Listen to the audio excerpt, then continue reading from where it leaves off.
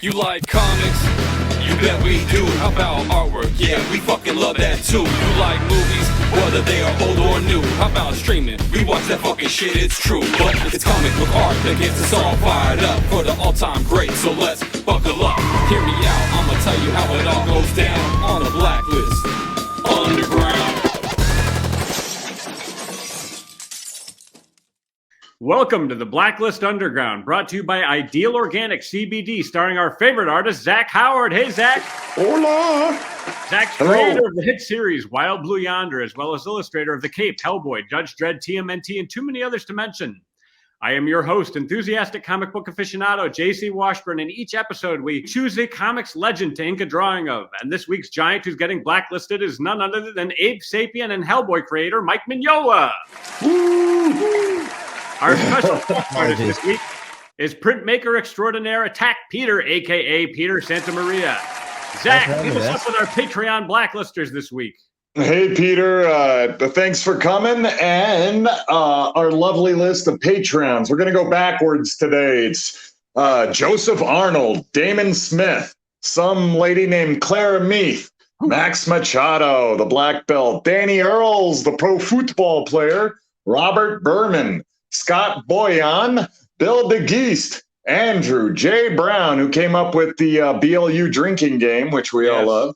Yep. Anthony DeGelonardo, who's off launching rockets to Mars. Philip Jean-Pierre, Olga Masia, Kurt Kroll, Steve McKay, and last but certainly not least, Patrick McNerney. Let's do this. Welcome, Peter. And the first thing that comes to mind as I look at your artwork that we chose is how Mignola really lends himself to printmaking. You are a master printmaker and a teacher and everything along those lines. What a perfect match. A match made in heaven.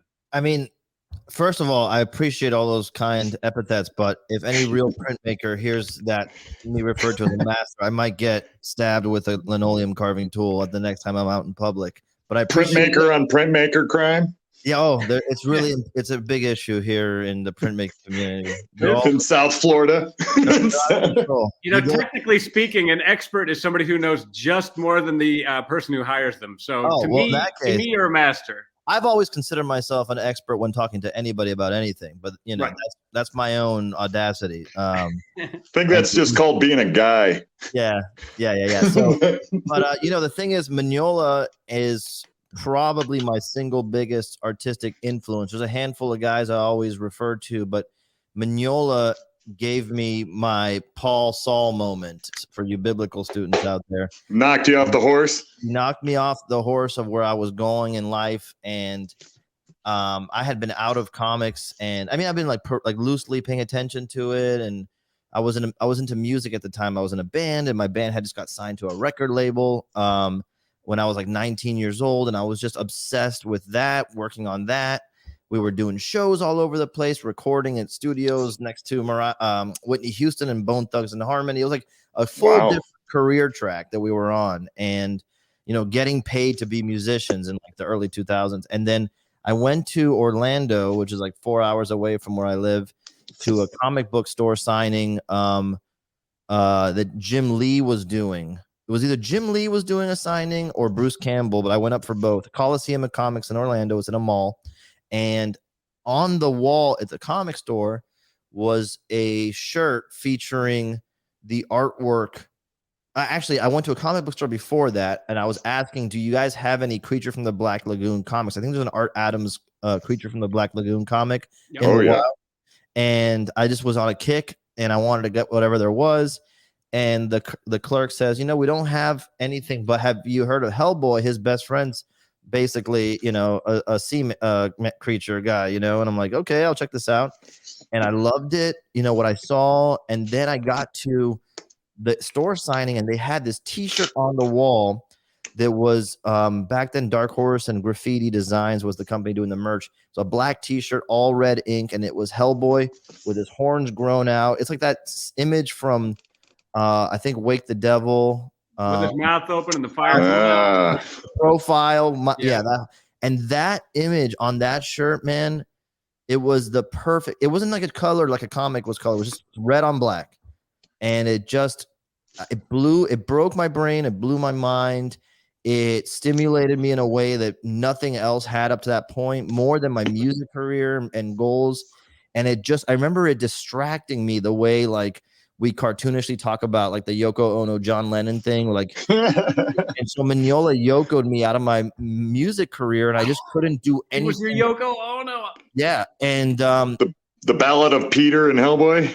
yeah, I love him too much. I love his work too much. He's the only person when I meet in public, whenever I've met him a few times, I know I get too fanboy and I think I make him uncomfortable because everybody else I get along with, but that guy looks at me like, I don't know, like I just stabbed a crucifix or something. I like that guy every time. He wrote a book for me to do and he looks at me like that. So don't feel too bad. That's good to know. But yeah, speaking about how it translates into printmaking. So yeah, his work looks like sculpture to me. And I've always been influenced by the tactile quality of it. And so getting into printmaking, you create these little bas relief sculptures. Essentially, when you do a linoleum carving, you're doing a relief, and yes, there's a lot of texture that's naturally there because of the carving. And you want to make sure you have large, dark, rich areas of black. You want to make sure that you are implying value and gradient versus actually rendering it smoothly like you would with pencil or ink wash. So there's a lot of stuff there that I'm describing in linoleum block printmaking and wood block printmaking, same, that translates and is adaptive to how I believe he approaches his drawings. And so there's something fun to me about dissecting his artwork.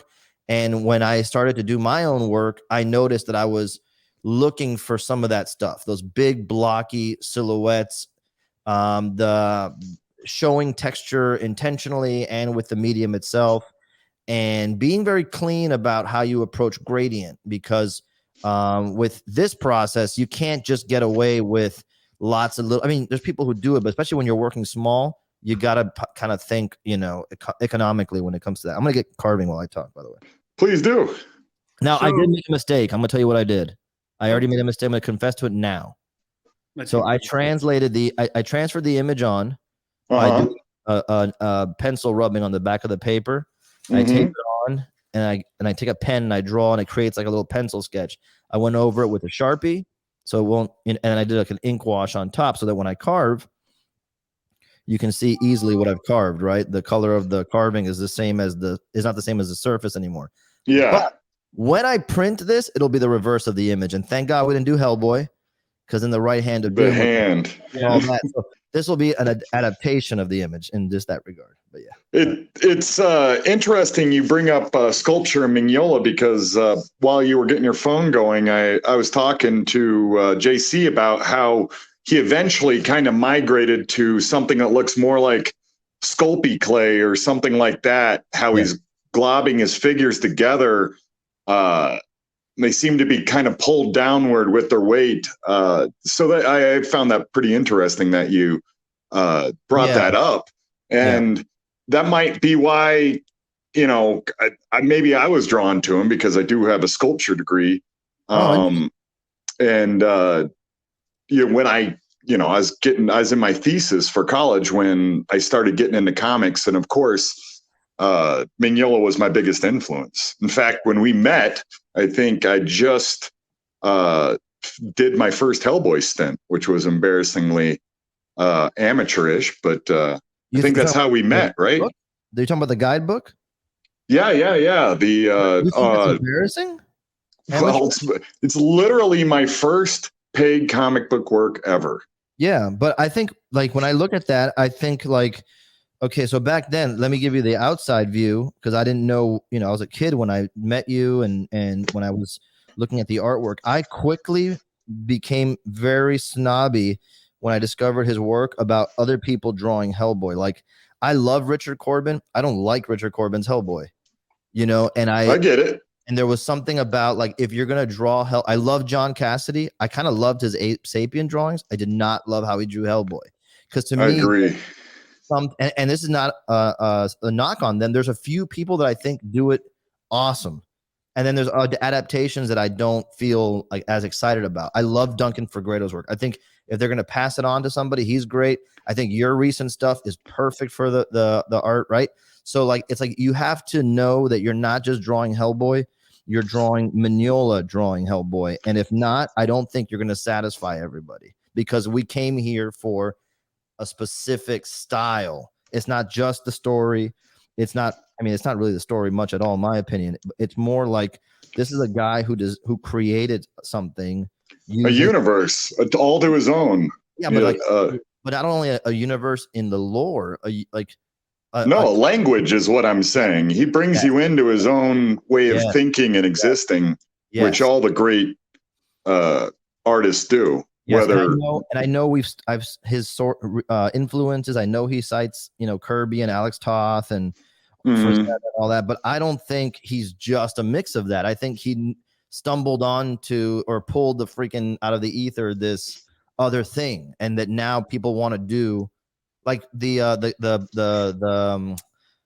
guys who do Umbrella Academy. I feel like they're students of Gabriel Ba and right, Gerard Way writes it, and then there's the two twin brothers. I think it was Ba and Gabriel and Francisco, but they're students of Mignola without just being Mignola. You know what I'm saying? I think Mike Oeming is a student of Mignola without being Mignola. But when you do Hellboy, I feel like you got to go and really approach that line.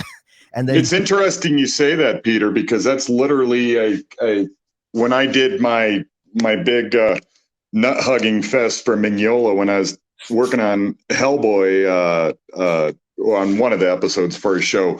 I think what JC and I really hearkened on. Oh, excuse me. You worked on the show, you said? No. The BLU, one of this show. Got it. I didn't do. I was just doing books, but regardless, I was always asked, like, how do you interpret this and that? How did you blend Corbin and Mignola? And it was pretty easy because I learned, like a lot of people, by ripping them off. But hell, when you met me, that's basically what I was paid to do all the time. Sure. But even then, you had a different take on it. I have some of those original sketches. Please don't show anyone there, sir. Fair enough. I think that they were a little more whimsical than even he was doing. Like there's a few sketches you did, and that they feel like you could take the torch and run in that world without it being like a cover band. You know what I mean? Like, I appreciate it, man. You know what I'm saying? And this is, we use music analogies a lot since you're a musician. Yeah. He's Led Zeppelin to me. You can't just do your take on it. There's something so unique and original about it. To your point, it's just not Hellboy. It's how he brings you into the world with his style. And it's such a unique vision and how he fills his universe. It's too potent to just then put your own stupid stink on top of it. And this is how I'm going to draw Hellboy.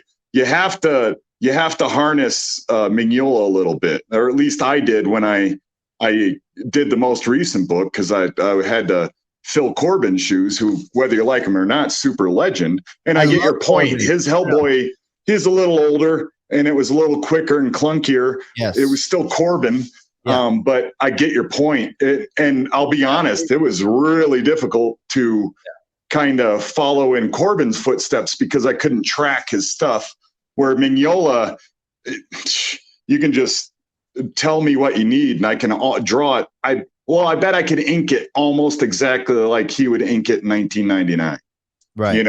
Might be a little more polished here and there, but it'd feel like him. You know what I mean? Yeah, and like I said, I love Richard Corbin's work. All this stuff. Oh, of course. It's just that when you bring different guys in, and I get why you do it. You're like, this is guy's history, living history. We're gonna have him work on Hellboy, and we're lucky to have it. It's just that for me, it's not that simple. Like because it's Hellboy is too precious, and there's gonna be a day when Mike's not doing it anymore. And I would love to sit back and know that we can still have great Hellboy stories and get the vibe and the mood that Mignola established. You know what I'm saying? Absolutely. And I agree with you. It's already. It's an interesting legacy and shoes to fill. Yeah. You have to, again, you got to you got to get it in his head a little bit to understand how to draw it, or at least again, I did, but I'm not the most talented guy. I don't know. It's such a unique language. You have to learn to speak his language. No matter what you say with it, it still has to fall within the realms of what he created. Otherwise, I just think it falls apart. I've seen master artists who I'm huge fans of that I can't even, I mean, their Hellboy makes me want to vomit. And I just don't understand the choices they make. And I just think it's because they're doing their dumb version over, they're drawing them the same way they draw Wolverine. Name names, please. Wait, Peter, I'm curious. I got friends. I can't. Peter, what I don't have too many. I mean, rather. I'm Sorry, curious. JC, go. That's all right. Peter, I'm curious about your take on Guy Davis. I love Guy Davis. Now see, I have some commissions of his work. I think the way he did the BPRD is amazing. I actually prefer like his take on Johan and all them even more, Johan Kraus, than even Mignola's take on it. 'Cause I feel like he gets a little bit more of the animated vibe to it. Yeah. And he is a guy who is his own thing, doing his own thing. I don't want him doing Hellboy though. I like his Hellboy. Yeah, But like I think Duncan right now to me is the guy to pass the torch to if there's going to be a regular Hellboy book. Have Agreed. you seen the Matt Smith work? I like Matt Smith. Very nice. I think I also really loved, and I don't know what happened, but I thought Alex Maleev, is it Maleev or Maleev? Yeah, he was Maleev. Yeah. That guy was another example of a Guy Davis type where they're doing their own thing, but it works. And I think it's because both of them are very textural in their work, and it doesn't feel too slick, which was my problem with like a John Cassidy's take on it. His stuff feels like it's Captain America, dude. Like he was the guy for Captain America back then. You know what I mean? Like that was perfect doing those covers. Yep. And then Hellboy, it was too clean. Like Hellboy felt like he was too soft to me. Squishy. No, yeah. But I just like the sculptural feel, the tactile quality of some artists' work for it. To me, Alex Maleev's work was perfect for it. Yep. Hellboy like doesn't work in real life the way it does in a comic. I agree. He's made of stone all the way through, even though he's not, and he's got like angles and sharp angles and Mignola anatomy. Yes. So you got sloped shoulders, you got clavicles that don't work but look beautiful. Yeah, and I wonder like if everybody gets that, but then here's the other thing: if by the gods, graces, I was asked to do something official for Hellboy, I would be nervous to go too close because every time I've seen him look at people's work that is too close, I mean, he must really love you, Zach, and yeah, I mean, he must really love your work because I think he likes my work. That's more grammatically correct, I think. Yeah. So because I've seen people bring him stuff and it looks like they're trying to be the next guy. And he's like, you know what I mean? Yeah. So, like, I don't know what he liked about my stuff. Like, I always said, I'm going to fight my way back and if I ever get Hellboy again, I'm going to show what I can really do. I'm not going to let myself down. Yeah. And that's what I tried to do when I got Hellboy. I tried to be the baddest motherfucker on earth. And part of that is knowing how to what you've been explaining, how to interpret Hellboy through your style. So you're still reading as a Hellboy comic book, and it's not some disconcerting. It's just odd. It's hard to swallow if it departs too far from the world that Mignola created. Yeah. And John Cassidy's brilliant at what John Cassidy does, like with Planetary and things like that. Just brilliant. Yeah. But Hellboy's one of those things. Not everybody can draw him. It's a really you have to. Again, it's like covering Led Zeppelin music. It's not going to be easy, man. And you got to do it right, or people are just going to despise you. Not just not like it; they're going to despise you for it. To your analogy, there's a band who Led Zeppelin, right? Like that's such a specific sound. Like in a few years ago on Howard Stern, the band Train came on. Yeah, I saw that. And I don't care for their music, to be honest with you. It's not something I would listen to. Nothing wrong with it, to each their own. But it doesn't really, come on my radar. but they did a back-to-back Zeppelin covers, and it was like so close that you felt like it was Zeppelin, but not enough that it was like a cover band doing Zeppelin. And like that's pretty cool. And I would only be interested in them and their music for this one thing. Whereas Interesting, yeah. other bands that I love that would never do a Zeppelin, justice, so to speak, and I don't want them to do it. So it's a weird thing. It's like that specific. Yeah. Jack Johnson makes great tunes, but you don't want to hear him doing a whole lot of love. Yeah. It'd be like, okay. Yeah. Peter, I'll put you on the spot. Adam Hughes must be a mixed bag for you on Hellboy, because everybody loves Adam Hughes, but boy, it doesn't really fit the Mignola mold, does it? Let me look it up real quick. I got a chance to meet Adam Hughes, and he was so nice to me. So he's such a nice guy. I'm gonna lean on positive. Let me see. If you can be positive. I'll be. We'll allow it on our show. Listen to me. Oh. Yeah, it's cool. Again, this is so okay. So this is a cool drawing, but this is not like, if I haven't been reading Hellboy comics in a while, I'm not gonna pick it up for that. I mean, maybe it's a cool story, and Adam Hughes is the shit at everything that he does. But again, if that feels like John Cassidy to me, that Hellboy. Like again, it's soft to me, and I'm talking as a gigantic Adam Hughes fan. Yeah. His Hellboy every once in a while it's stunning, but it, like when I read the comic book, I find his Hellboy just kind of soft and nothingness almost. It's just he's kind of just this wisp of a few blocky shapes. Now, with a black on. I don't know what I'm saying, and I'm sorry, Adam. I'm a huge fan. No, you know what it is? This is that we're now venturing into the surreal, where we're in a world where anybody gives a shit what I think about Adam Hughes, another living legend. So I'm just saying, like, Hellboy to me transcends the artists and creators who work on him, and so it's a thing.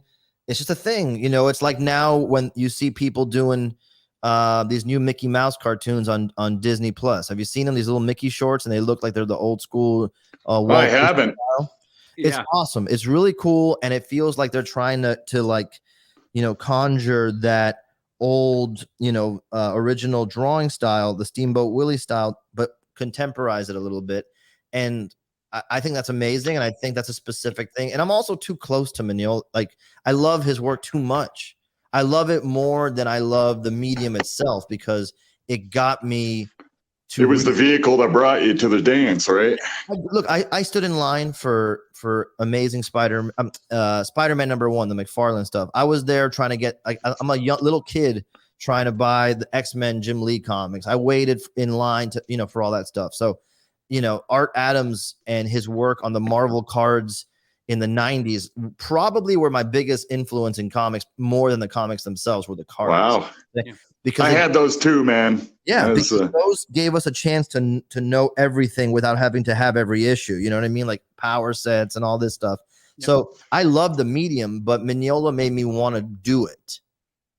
Yeah, that's powerful. Frank Miller is the guy for me that did that. But when it comes to who was the more influential artist in my career, Mignola trumps him. Yeah. I mean, it's not even close. Well, see, Frank, that's a guy I would have killed to see do a Hellboy run. And it would have been interesting, right? I actually would have liked to see him do it in that weird DK2 era and see it all stretched out. Yeah? Yeah, because I love Dark Knight Returns, don't get me wrong. Sin City is my favorite, Frank Miller, especially. Me too. The Yellow Bastard era was perfect. I love Marv's my favorite character, and those panels of Marv shooting the priest is probably my favorite all-time panels in comics. I have that on a T-shirt. I had it. But I would have loved to see his take at that point in his career when he was getting a little weird. Interesting. Where I would have liked him more like when he was scripting RoboCop. So right between Sin City and going back to Electra Lives. I think that's when I would have liked to have seen him do it. With Varley painting on top. Yeah. Did you ever see that cover of the Absolute Dark Knight 2 hardcover or Absolute Dark Knight Returns? I forgot which volume it was.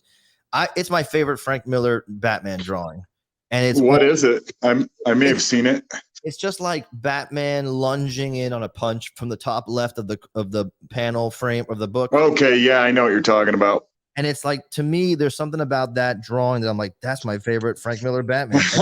That was it's almost like hard, like violent pop art. Like he went. It's like its own. It's like punk rock pop. I don't even know what I'm saying. You know, it had it's a flavor, you know, just done in a way you've never seen, if that makes sense. And I really appreciate that he kept evolving over time, because it's like, I know people that love DK2 better than Dark Knight Returns.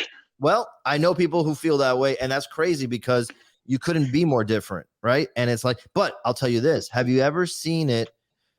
The pages digitally colored by a different colorist, not Varley's digital colors. Yes. Yeah. Have you ever? I saw a few things that were pretty hot.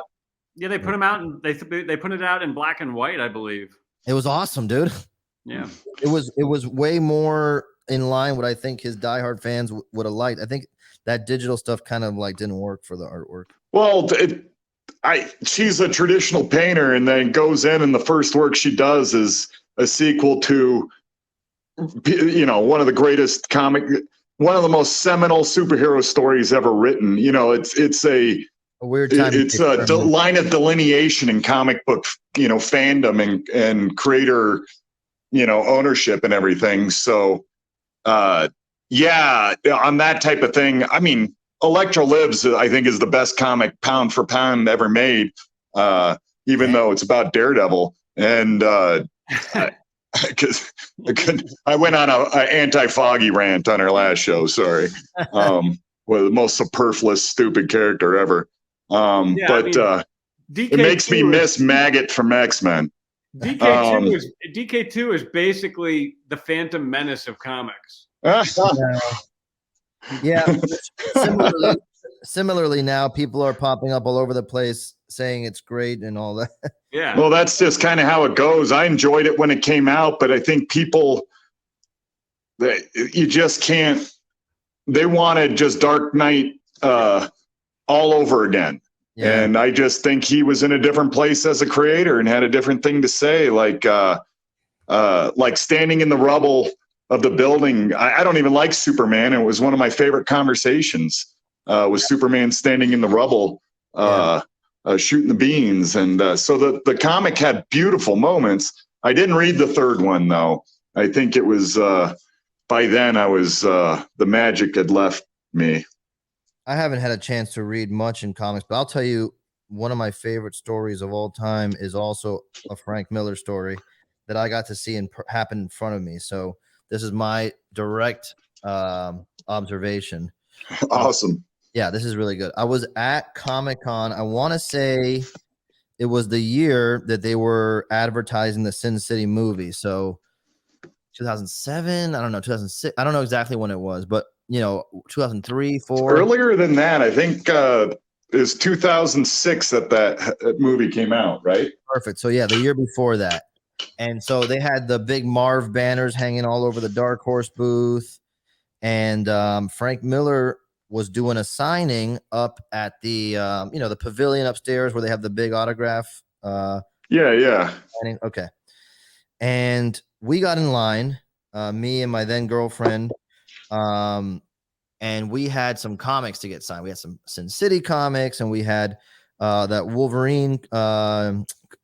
What number of that Wolverine? Is that the Wolverine #1 that they relaunched with him or something like that? What was it? The one with that was John Buscema, the blue suited Wolverine.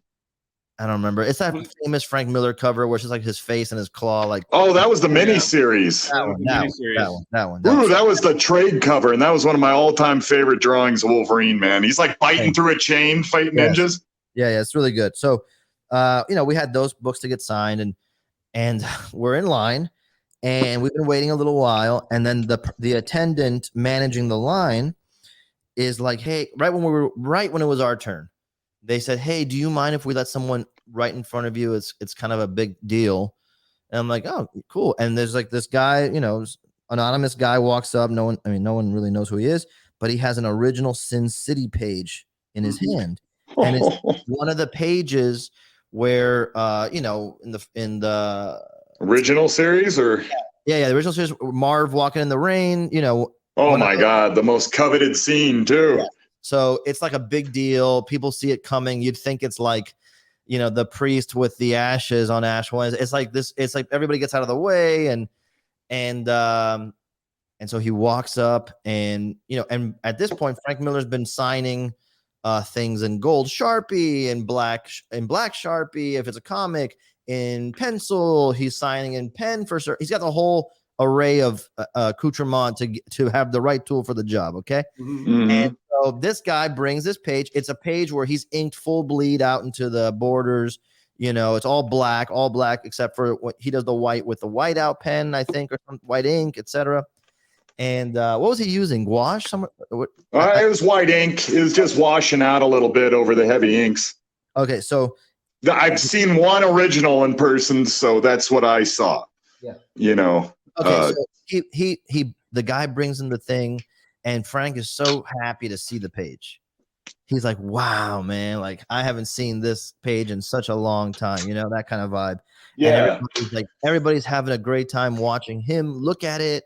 And he's talking to the guy about like, oh man, I remember when I made this thing and I had an issue with here. And he's telling all these little stories about, awesome. It was so cool, man. It was like a behind the scenes director's cut of a DVD right there. Everybody watching it. It was great. And he goes, hey, I'm going to sign. He goes, oh, can you sign it for me? Because I know you did it, but I would love you to sign the page. And he's like, sure, it's a mostly black. Let me see if I can grab one of these, he had some kind of like whiteout pen or something, like, you know what I mean? Yeah. Fine tip ones. And, he shook it up and he goes, yeah, you got to sign these in white because if not, it won't show up. And there's like a nice big black shadowy areas in the sign. It's great. And he shakes it up. He pulls the cat. The guy's like, God, I can't believe this is happening. I can't believe this is real. I bought this page with every last cent of my check because it's history and I can't believe you're here. He's like, yeah, thank you so much. And Frank, takes the thing, he shakes it, opens it up and goes right to sign it. And I can. And it's like all of San Diego stopped. And the whole city, and you could hear a pin drop. Frank is looking straight down. The guy is looking down. Frank tries to sign it or something. I can't remember exactly. And I just remember him going, I'm so sorry. I can't believe this happened. I'm sorry. I can try to fix it. And the guy just goes, no, it's okay. And he just grabs it and walks away like that. Like, what's he going to tell Frank Miller? Fuck you, you ruined my... Yeah, hey, shithead. It was, everybody just watched him walk. It's like he disappeared into the crowd, into a puff of smoke. It blew everybody's mind because it was the most... How could you have... How could anything... Of all moments. Dude, it was... I'll never forget that, man. It was so bizarre. It was so sad and funny at the same time. But somewhere out there is that original page. Who knows what they've done if they restored it, quote unquote. But it was just a funny moment to see Frank being like, oh, fuck, Yeah, because we've all been there, as creators. And you're like, but when I do it on a fucking copy of Wild Blue Yonder, who gives a fuck? At that point, the artwork is bigger than the artist, it's history now. Again, it's a seminal moment. It transcends everything, really. Peter, you were in the music industry before you were an artist, and you toured with Dr. Whitney, the late Dr. Whitney Houston. No. I did not tour with her. I was in Miami. There's a big recording studio called Criteria. Yeah, and it's all at the time it was called the Hit Factory. It had new ownership, but it's back to being called Criteria again, I believe. And we were recording 3 songs to send to the label to get approved to move forward with the album. And when we were recording it, to our right was Whitney Houston and Rick Ross, and they were recording. That was before Rick Ross. This is like 2001. So Rick Ross wasn't like the name out in the public that he is. He was still a guy in prison for selling crack. Oh, well, he was just a producer at the time. He had his own. I'm joking, because that's. I don't know anything about, but yeah. And then on the you don't know where he got that name? No, because Freeway Ricky Ross. Yeah. Yeah. Anyways, go. Sorry to step on your story there, dude. No, please. And so on the other side was Bone Thugs and Harmony, and I was so impressed at Bone Thugs and Harmony that I walked over because it was like such a surreal experience. You're just one of the people at the studio. You can walk in and out as long as people will have you. And I walked into the Bone Thugs and Harmony studio, and I got to like hang out and play PlayStation with them for a little while. Wow. Humming. And I was like 19. It was so weird. And in the studio where we recorded was the same studio where REM, the same actual, because there's multiple studios in the facility. The actual studio where the Eagles did Hotel California, where Mariah Carey did her debut album, where REM did Automatic for the People. And like wow. the week before we got there, I wish we had timed it differently. Aerosmith was there recording, which is so cool. And so yeah, it's a huge, like, amazing situation. Back then, we were recording till like 2-3 in the morning, and so was Whitney Houston. And Bobby, my drummer, was playing basketball in the parking lot with Bobby Brown, and he was actually pretty like level-headed at the time, and she was out of her mind, man. Yeah. She was not able to sing. I don't want to speak ill of the dead, but you know, it was a tough day for her. He was in a rough spot already. Yeah. I had a friend who was at the hotel where she died. Oh, wow. And her whole family was boozing at the pool, even the underage Houstons.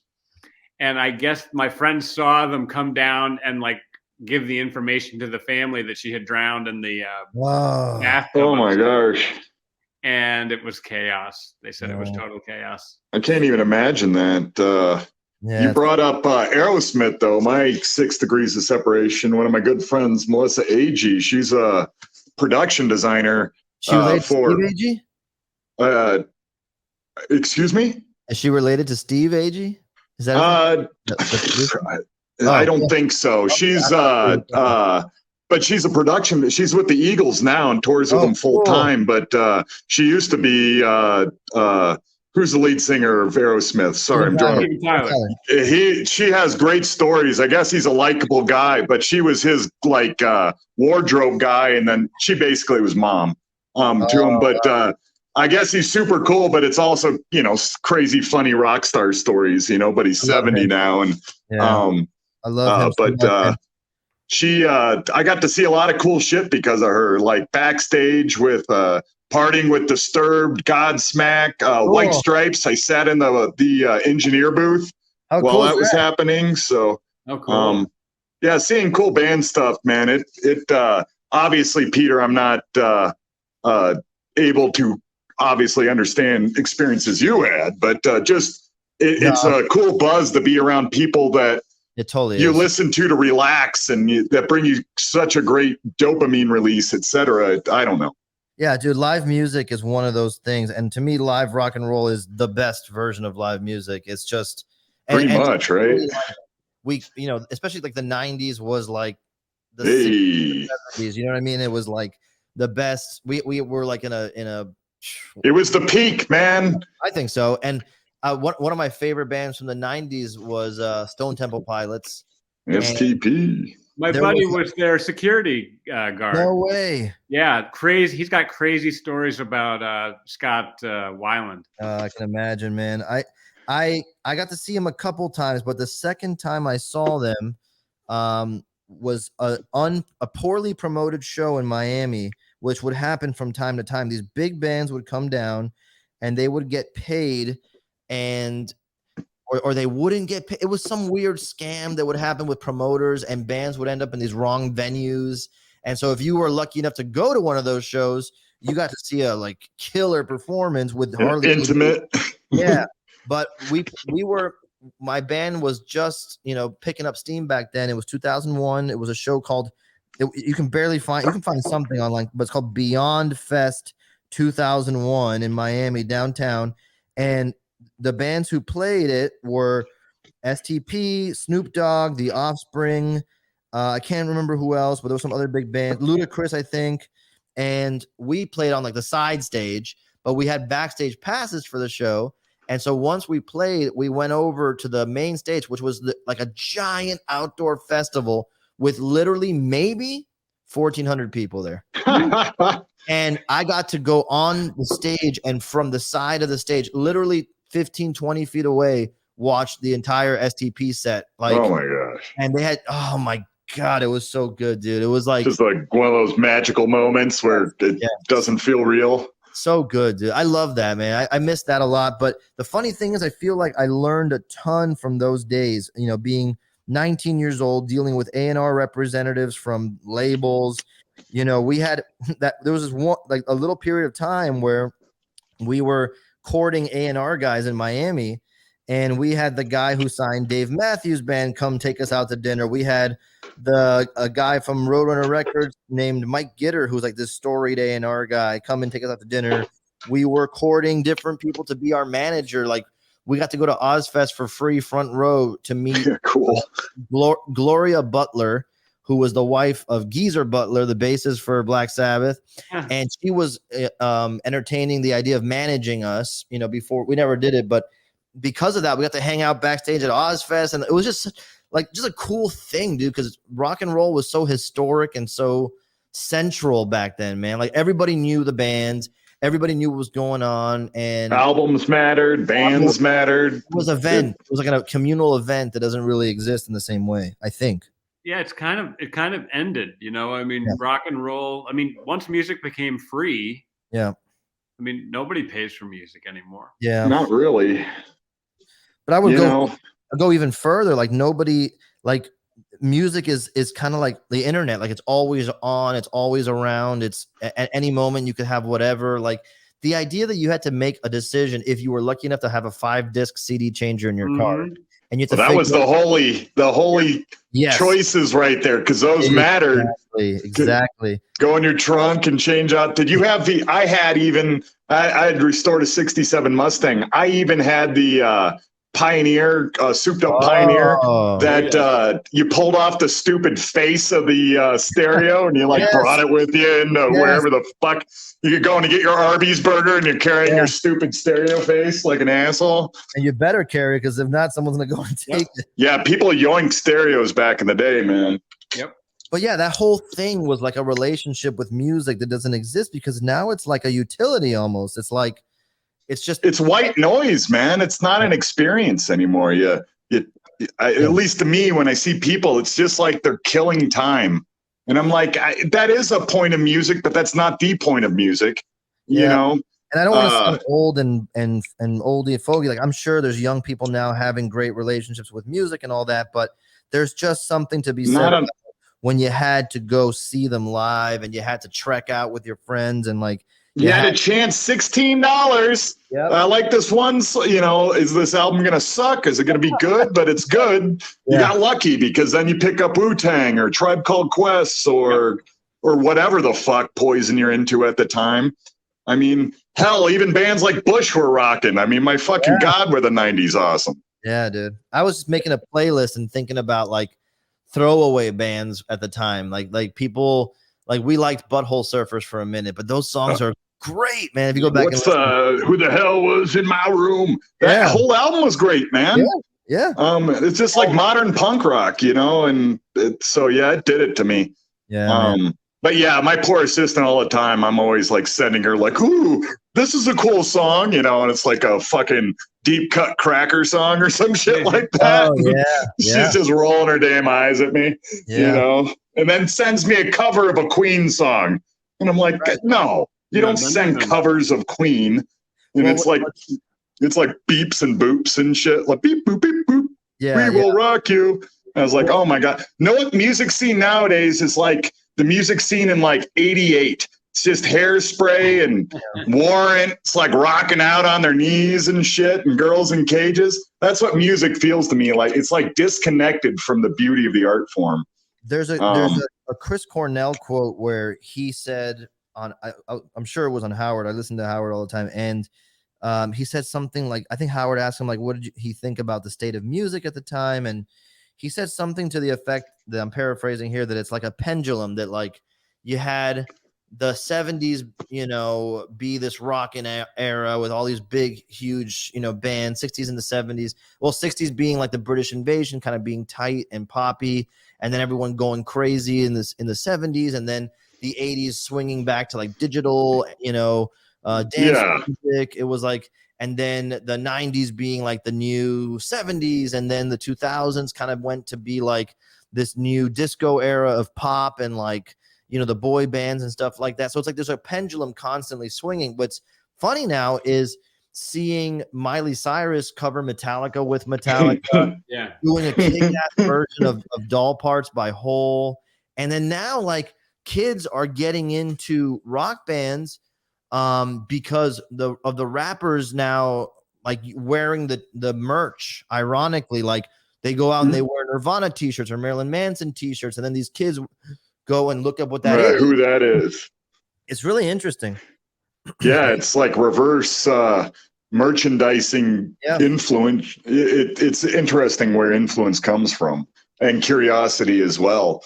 But yeah, to circle back to kind of put my bow on what we're saying is, or I guess to pile on top of your point, that means somewhere out there there's a fucking skinny ass kid named Kurt Cobain or whatever today's version of that is, just rocking out, poor as shit, hating his dad, and or pick your poison. There's a chronic about to happen, and ready with a 19-year-old Snoop Dogg or something, and or it'll happen and we won't care because we'll be beyond it the same way like my because we're fucking old, right? Yeah, we don't connect to it. I tell my students, I think like it always happens every generation. So what is it that's in common? Like why is there always that generational gap?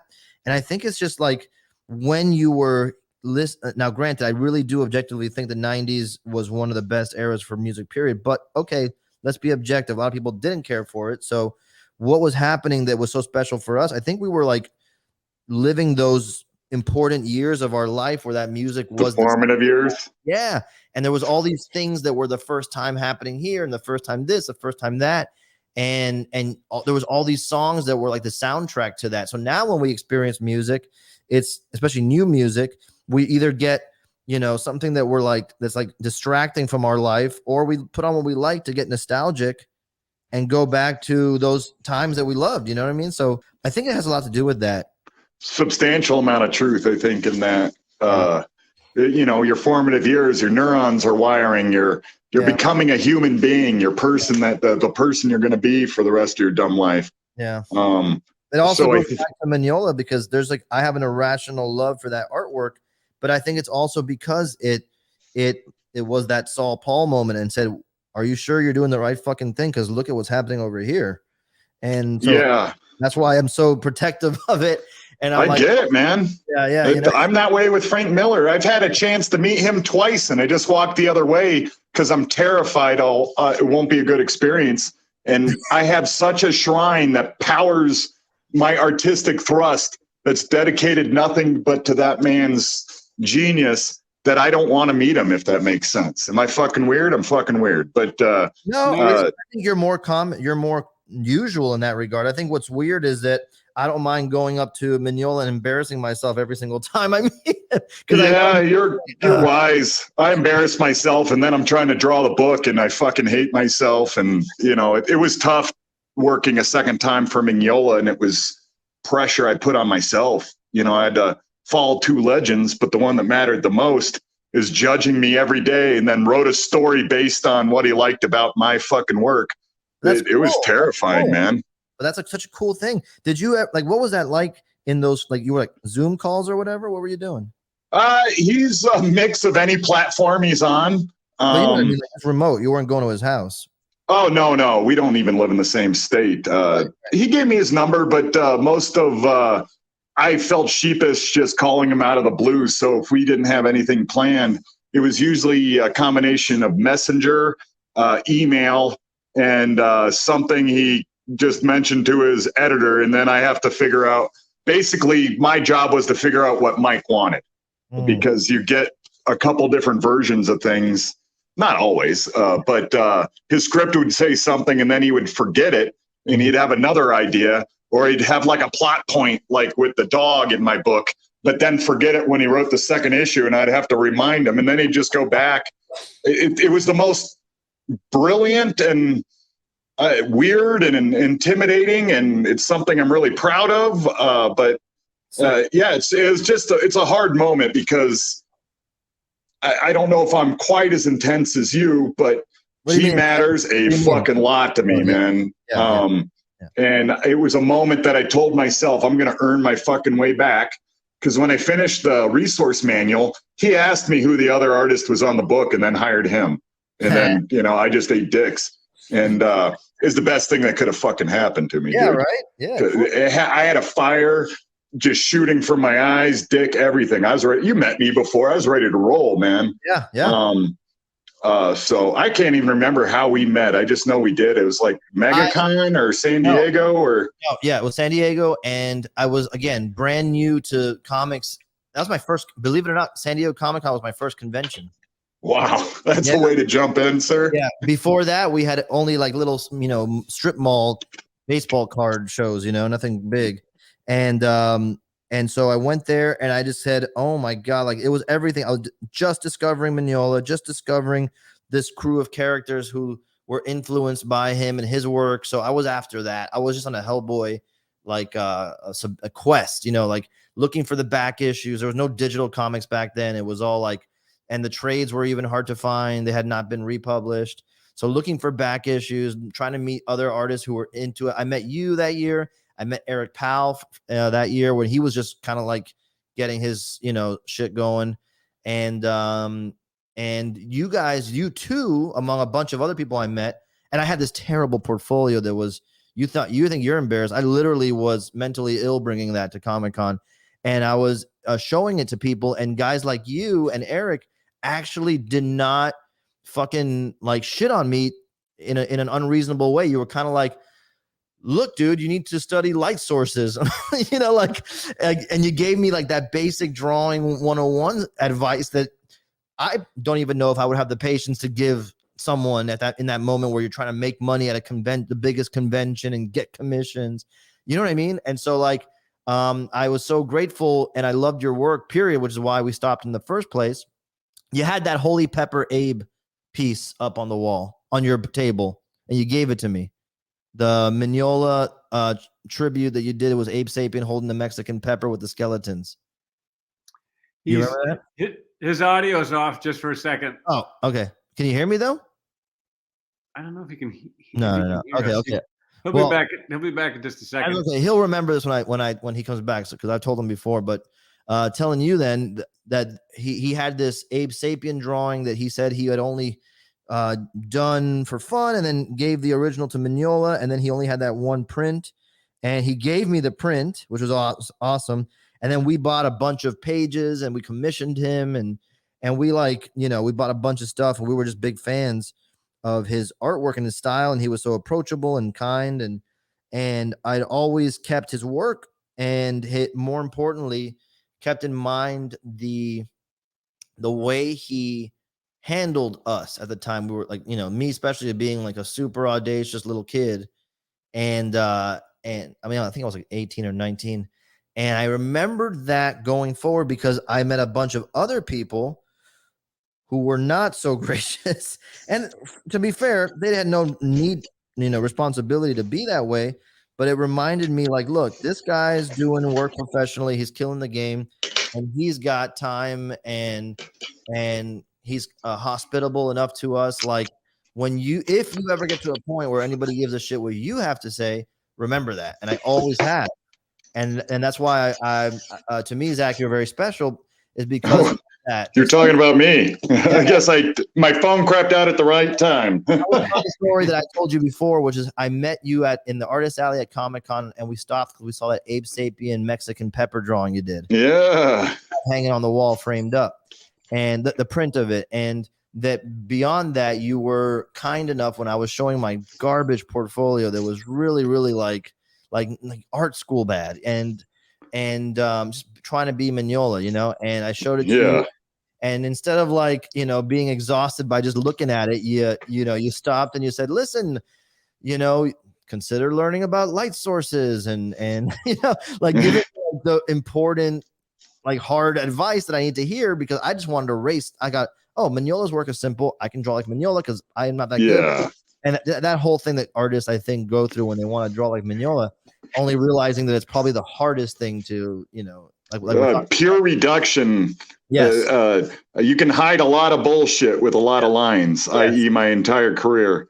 But I was saying you were so good to us because you were patient and, we loved your work, and that was why we stopped in the first place. We commissioned you like 20,000 times, I think, because you were doing super inexpensive and reasonable commissions at the time. They were fast. You were doing them super fast. And then, but they were great. And then we also bought some Clockmaker original pages from you. Hey, check's still in the mail, Jim. And, but yeah, so we were just huge fans and we loved it. But I was saying that the takeaway from that is, again, that you were at the biggest show of the year trying to, hustle and get your name out there. And you took the time to talk to us, people you never met before, and made us feel very special. And I remember, and then the rest of the weekend, we did not have that experience with everybody. Some people were, less gracious. And so it just reminded me, my whole life, I've always ruminated on things like that. Like, these are people doing the thing that I want to do in the coolest, classiest, and inclusive way possible. You go to art school, and it's like that movie Art School Confidential. It's like they almost want you to not do this. They want you to hate this so much. And so I've always been very grateful to you for being that way in the moment, because that's how you tell who a person really is. Like, in the moment, in a pressure situation, and if you're a good dude there, you're a good dude. And that's why I reached out to you after all those years when I finally had something like worthy of your attention. Like, look, I'm doing the thing now. And now you're fisting me with your success. No. Hardly, but yeah, like just the idea of I don't know, man. Just like I was just so inspired by guys like you, guys like Eric Powell, Scott Morse, all these guys who I really. Eric Powell's as nice as they come, right? Yes, and that's my point. Is like there was guys out there making killer artwork and being cool. Takes no energy to be nice. I agree. But go ahead, first off, Peter, I'm beyond honored. My goal, even though I'm a difficult person, is I try to treat everyone, and it sounds so fucking simple, how I'd like to be treated, because it sucked so fucking bad getting into comic books for me. I don't want anybody else having to go through that. So I don't know, maybe I'm just a rube too, but I think it's your job on earth to connect with others. Yeah. If not, you're really not doing anything. And part of that is, even though, I may not be, I didn't consider myself an artist at the time. I was getting work. There's a few things I did know more than you. So why not give you that knowledge? And, I just don't understand people that don't help others. I just don't fucking understand those people. And I don't know. Well, there's whether you like Gandhi or not, it's what is it? Be the world, be the person you want to exist in the world, or whatever the fuck it is that you want to see in the world. Yeah, there it is, and it's not hard. No. Look, I may be pissing in the wind, but be nice to fucking people. Yeah, until they give you a reason not to, and that's my fucking problem. And I have to say the two weirdest convention experiences I had were with Neil Adams and with Simon Bisley. Because I ran Neil Adams, I can't remember. Oh, he had just done that batshit Batman series. He wrote and drew it. And I don't remember it. It's called Batman Odyssey, and it's now famous for how batshit it is. He's a local here in Florida. He's always at every local show. He's awesome. I mean, he's a great artist, but the story didn't make any sense. And there are like entire websites dedicated to trying to puzzle together what the series. I don't actually think they even finished the series. That's awesome. Like, it was like a 12-issue maxi series. He did 7 issues and it just stopped. He was, you did MegaCon a lot, Peter. I think I saw you there. Oh yeah, you did it? Oh yeah, those were my first cons. When you saw me at San Diego, that was my first San Diego Comic Con. I think I saw you at a few shows, so probably did see you at MegaCon. Perfect. I know I saw you at MegaCon, but when you came up to me like outside of the airport, I think that was San Diego. Or AtlantaCon or something. I forget. You came running up to me, and then I think I ended up doing an interview for you, if I remember correctly. Oh, you probably did, because I was doing that's funny, because I was doing that comic related magazine back then called Lo-Fi, and see, back then I couldn't draw worth of shit, and I had nothing to talk to these people about, and I wanted to talk to everybody. Mm-hmm. In my mind, I'm like, who knows if I'll ever have a chance to talk to so and so and so and so and so and so. And I knew that I couldn't just hold a fucking small talk conversation with these guys because they got things to do. And so I, weaseled my way onto a local magazine that was so professional looking. In fact, I have it here. Look at this. Look at this. It was pretty. You sent me a digital cut. I can't remember. Look at this. Is 2001 or 2 or something like that. But like, oh man, this, by the way, this issue right here is the first appearance of Wormwood, Ben Templesmith's work. Yeah, Ben's work. And the first actual comic of Wormwood is in the back of this indie magazine, and he credits it. He credits it in the his trade, and I persuaded him to do that because apparently no one would publish it at the time.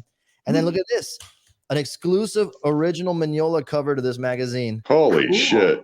And he sent me the original drawing in the mail. Oh my god! Wow. Oh, I have a story on that. And he did the interview with me on the phone. I have a cassette recording of him talking to me for like over an hour. And it was so good. I'm like, how else am I going to get Mignola to talk to me? I better say I'm in a magazine, And dude, I did that with Steve Niles, Eric Powell, all these guys who were really popping off back then. I got them to talk to me. Guillermo del Toro.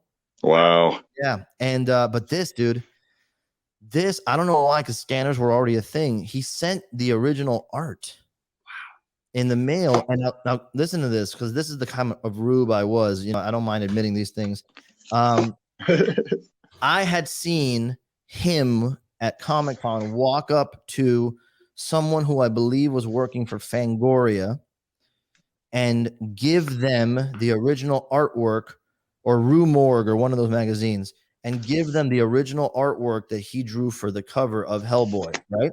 And I remember them saying, "Oh my God, thank you so much. You didn't have to do that." It's like, "Oh, my pleasure. Oh my God, I'm going to cherish this forever." I'm like, "Wow, that's so nice that you just give him the cover. How cool, So then, I didn't think anything of it. This guy Mignola sends me the original drawing. It's like half a page of, it's like a full Bristol 11 by 14 page blank with like the top half of it in blue pencil still that he decided not to include it. And then the rest of it inked, and it was no letter, no instructions, just that's it. FedExed. And I'm like, holy shit. And yeah, to our editor, they scan it. I said, do you think Dave Stewart wants to color it? He's like, oh yeah, sure. Just give me the file. So Dave Stewart colored it, Oh, there you go, huh? And I'm like, and then my editor goes like, well, what do we do with the art now? I go, I don't know. Like, I saw him give it to some chick one time at Comic-Con, so I guess we get to keep it now for the offices or whatever. And they're like, yeah, we'll frame it and put it in the offices. And I'm like, well, okay, I'll go get it framed for you guys. And bullshit, I never gave it back to them. This is not the end. Trust me, I don't have. And the magazine fizzled out quickly. Everybody went their own way. So thank God I didn't give it to them. I did frame it, and I did hang it in my house for years. And it was such a badass piece, and I was like so proud of myself. And I thought, trust me, I thought I had just honestly earned that artwork. You know what I mean? Like, yeah, you did the interview. Yeah. And like I said, I saw him give it to this chick from Fangoria. Okay, so what am I? I'm an idiot. And so one day I go Comic-Con again years later, and I brought him the issue, and I said, thank you so much for doing this. Like, it was such a great thing that you did. And he goes, oh, it was my pleasure. It was very nice, and I'm happy to do it. And then he gives me his business card. He goes, by the way, just send that back whenever you get a chance, the artwork. And I'm like, oh, now, look, I glad. just feel like, Mike, that's a hard no. That's a hard no. No, well, I'm going to tell you what went through my mind, the neuroses, okay? 'Cause I'm like Zach, dude. Like I'm plagued with like you got to do shit the right way, and I don't know why, but I got to do it. So I went back and I was crushed. You know, I was like, "Fuck." You know, my first reaction is, of course, you shouldn't have opened your big mouth. You could have. He wouldn't know about it. He forgot all about it. I think he literally said, "Oh, I forgot about that. Yeah, just send it back when you get a chance." So I felt like an idiot, and I went home and I stared at it for hours. I'm like, oh, you know, like should I scan the original and just have it reproduced perfectly? You know, and keep the copy, not give him like a fake or anything. And then and I just told that story to so many friends, and they're like, you got to give it back now, because you know, or don't give it back, fuck it, he's never gonna know, you know. And I got every piece of advice you could ever imagine. So one day he came back into town for a signing in Fort Lauderdale at Tate's Comics, the best comic book store on the East Coast. And it's a former like supermarket converted into a comic book store. It's amazing. Wow. Yeah, if you guys are ever down here, it's insane. And he was doing a signing in there, and I was starting to get my artwork going. You know, I was doing conventions, I was selling work, and I just felt like, okay, if I have to be asked again if he remembers me, if I ever get to a situation where I could work with him on something, and then the story comes up and he goes, "Huh, you never sent it back, huh?" I would be mortified, and that would be the end of everything, in my opinion. You know what I mean? Like that would be, you know, like he would, you know, maybe think I was a thief or you know, Absolutely. And so I said, I can't risk it, and I brought the artwork. I gave it to him and go, "Oh, dude, here's the artwork." I didn't want to mail it because I was scared it would get lost, whatever. He goes, "Oh, this thing. I forgot all about this thing. Oh, man. Oh, yeah, thanks." And he just like shoved it in a notebook and just put it in his suitcase like it was like nothing.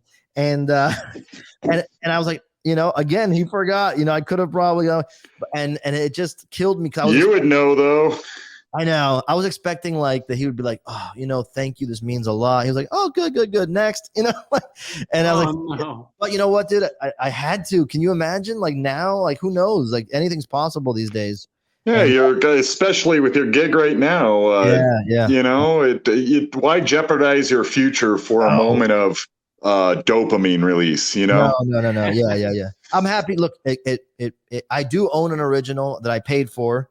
You know, when I did not have the money to afford it, but I still got it. And, they're great. I got one too. He gave me one at AtlantaCon, so they're really cool to. It's good to own one. JC runs his website, I think. No way. Yeah, JC, you want to pipe up about that? Yeah, well, one of my good friends growing up became a PR guy for DC Comics in the 90s, I think, and into the 2000s. Cool. And now he's got a company called Superfan Promotions. Oh, okay. So when Mike was rebuilding his website, Dave reached out to me, and Dave worked at Dark Horse, I think, for a long time too. Cool. And so I've been doing the Mignola website for years, and I also run the I'm one of the admins on the Facebook page, which now has like over 20,000 members. I'm on it. Oh, okay, cool. I'll find it on there. Yeah, for sure. Oh, so you probably notice every single day JC Washburn pumps out a couple Mignola drawings. There you go. Yeah. That's me. That's awesome, dude. That's actually a computer program I set up that barfs out drawings every day. Oh, that's cool. Well, I love it. I love that. And that's rad, man. I mean, like I said, to me, he's the catalyst for everything. It's funny because in 2019, when I went back to Comic-Con, I told myself, don't ever go back to Comic-Con until you have some artwork worth showing. And I got lucky that I had a booth. I won the chance to have a booth there and all this. And the first thing I did is I went to see everybody that I could see from back then. I went up to Eric Powell. I went up to Scott Morse. And I just went. And I don't think you were there that year, right, Zach? No, I don't think so. I reached out to you ahead of time anyway, but I wanted to see everybody who was nice to me 20 years before, you know, and say thank you. And I gave everybody a bunch of artwork. Not that they asked for it. I said, thank you. Like, because you guys were so awesome. Like, I was motivated and like, and all this. And it was awesome. And I went up to Mignola and he was like, oh, these are nice. Well, thank you. And that was just like, it was just. Well, that was a good interaction because I've seen him break hearts of people that have handed him artwork before. No, he was very nice. You know, that's great. Yeah, he was.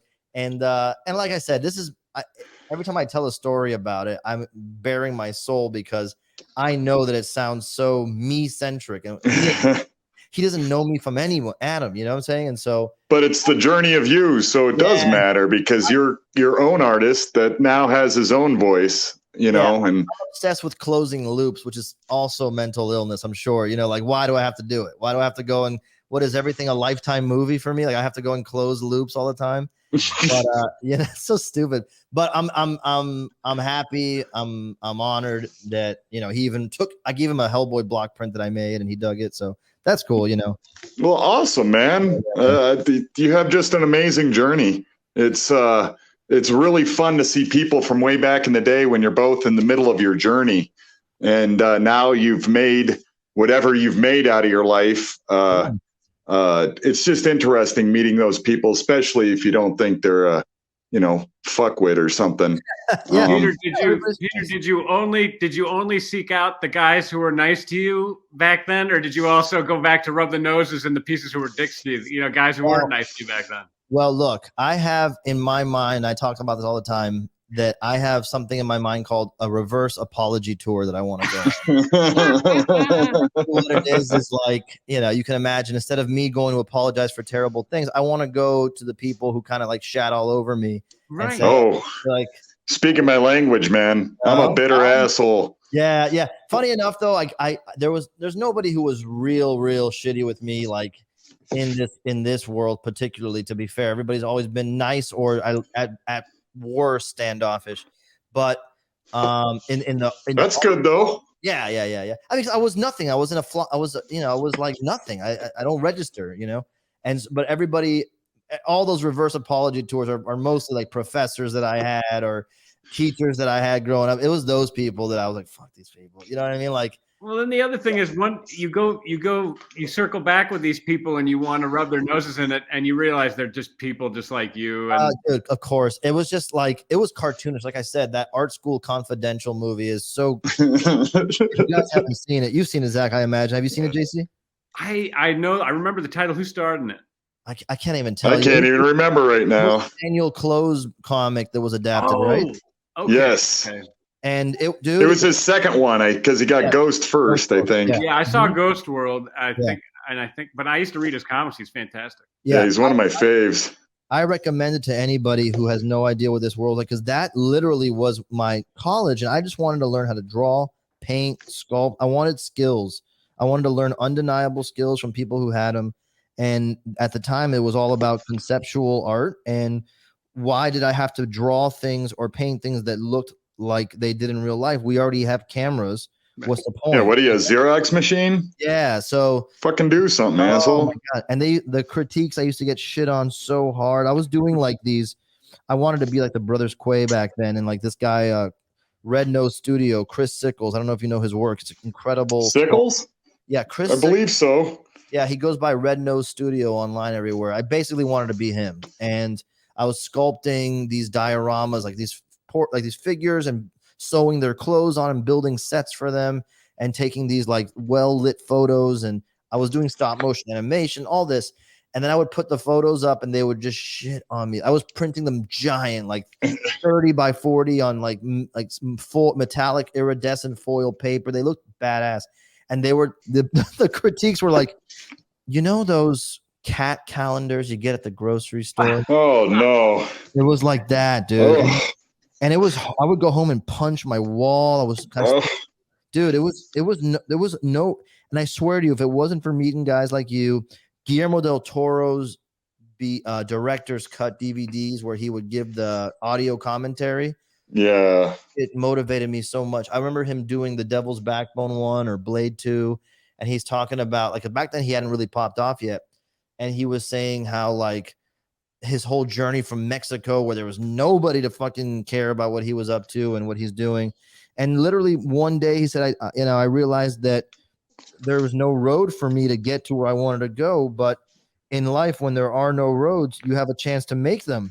And I'm like, That's it. God, that's so good, dude. And little things like that were my education, Gives you a chance to be the first motherfucker that did it. Yeah, virtual mentorship. How cool is that? Yeah. I always tell people that, like, when I see them again, like, you mentored me for years, you didn't know it.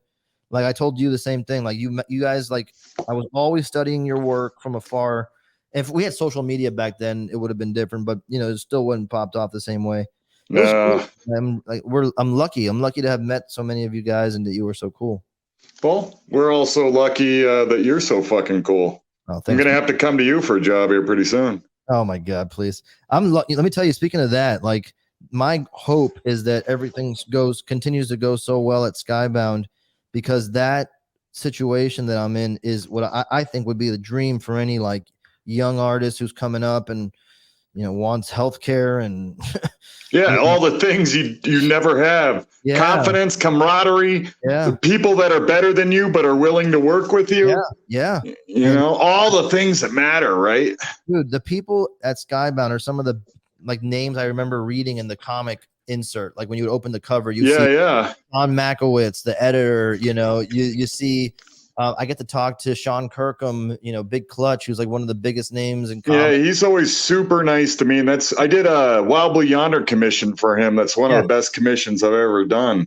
And he is just like, they're all like that. DA, that the head of the company, Dave Alpert, amazing, man. Like, he's the one who found me at Comic-Con and gave me his card. It's like, and then every day I have a team of people who I work with, and they're doing everything from talking to the clients to managing the shipments. And it's amazing that I just get to focus on the artwork, every day. And I've looked for, especially when I was contemplating whether I should accept the gig or not, I looked around, is there anything like this, that anybody's doing? And there really isn't, You're the only one I know, man. Yeah. And I just want it to go well so that when things really open up again and other companies, get wind of it, they're like, shit, that sounds pretty fucking cool. We should get a guy exclusive. And then, you know what I mean? And it's just dedicated to rocking for our company then. Yeah. And I still get to work with everybody. I still get to do stuff with Marvel and DC and Toho and all that kind of stuff. It's just that they basically are like an agent for me. And it's awesome. Dude, fucking congrats. Oh, thanks. You're living the dream. I feel like it. I feel like I am. That's even better when you know it, right? Yeah, it really is, because I've wanted this. I felt like an outsider for decades, and I'm teaching public school, private school, kindergarten to high school and college for 13 years, wondering like, how am I even going to get someone? I'm not going to be able to do pages. I'm never going to be that fast or consistent. Like, what am I going to do here? Like, how do I fit in? That kind of stuff. And even if I figure out an angle, who's going to what do I do? So there's no step two. There's no guide like telling you if this, then do that. No, I got lucky with Sideshow, taking a chance on me. They released my Spider-Man print a couple years ago. Super 7 put my artwork on a t-shirt early on. They were so awesome to me.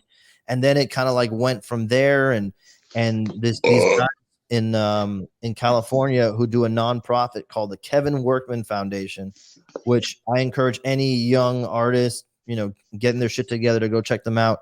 They offer a grant every year to San Diego Comic-Con, and they basically give you a booth because they've owned the booth for decades. They give you a booth, they give you the airfare, they give you the hotel, they give you the Uber, pass, they give you a food per diem, they give you everything. Yeah. If they pick you out of the pot. That's amazing.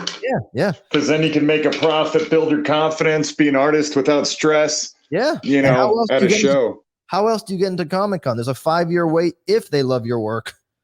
Yeah, you gotta wait. You have to wait for someone to die, and it's only worse nowadays, right? Yeah. And so it's like now I was able to be on that stage at Comic-Con in a great spot, and everything. That's where I met Mondo, and who I have the Godzilla figure coming out. I got to talk to you about that because I'm in my own crux that I would like your advice on. That's why you haven't gotten my Mondo stuff. I have a folder finished for half the fucking year, dude. Yeah, man. but I wanted to talk to you about that. We'll do it off air another day. I have some questions about it versus how I operate as a human being. Sure. So thought you would be the guy. Yeah. And again, like I'm glad it took me so long to get in because I've had so many experiences trying to get in that I feel have really rounded me out for this. And now, you know, I can smell bullshit a mile away. Like I recognize behavior patterns from teaching kids. Yeah. Every day. Awesome. There's arrested development that happens in most adults, and I see it.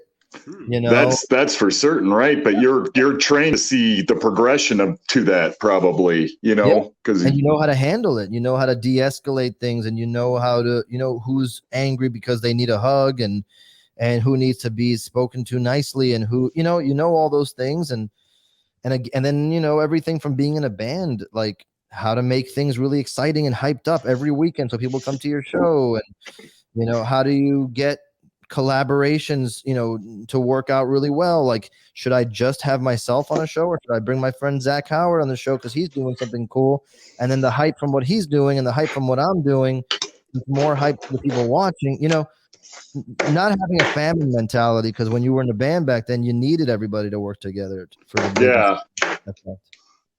So I'm lucky, man. I'm really lucky. Well, luck also tends to find those that work their fucking ass off, I've found too. Yeah, I do. So it's funny how that works.